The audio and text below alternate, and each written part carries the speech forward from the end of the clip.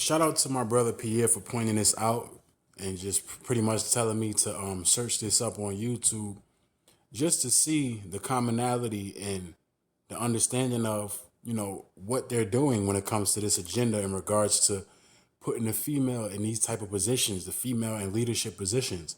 And it's not a knock against the female, it's just an understanding of what the vibration of this society is and where it's heading. It's all about the understanding of prophecy. The woman shall rule over us. And it's not just speaking to the household. It's not just speaking to certain positions where the woman has a higher position over you. It's just talking about how it's going to be an advent of so many different women that wasn't in these positions, but are now in these positions just based off of the vibration of this society.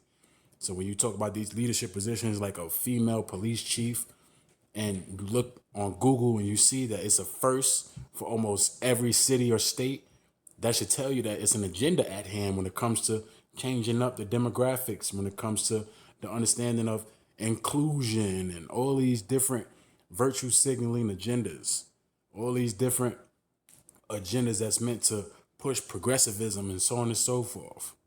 So you go on YouTube and you see New Tavares, female police chief, is first for the city. College Park, which is in Georgia, welcomes first black female police chief. Dina, can't pronounce that, becomes Clinton Township's first female police chief. Baltimore County parts ways with first female police chief. Miami Gardens swear in city's first female police chief. Yo, this is crazy. First female chief of police, Orlando, Florida. Chattanooga, Tennessee confirms city's first female chief of police. This is how you know that this is agenda driven.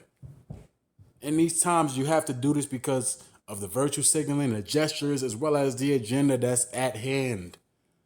Next thing you know, it's going to be trannies, the first female tranny, first transgender police chief. Like, it's just crazy. Look, more. Well, I guess it's not that much more, but you get the drift of this.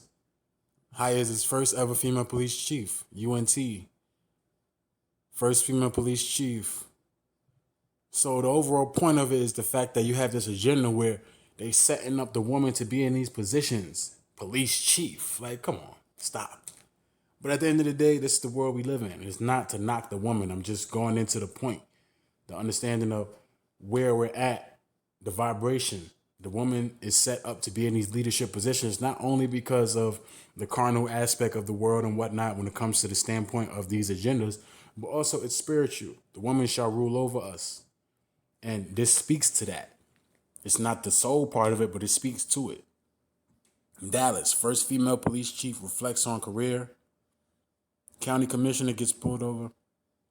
Miami welcomes first female Haitian American assistant police chief. Yeah, man.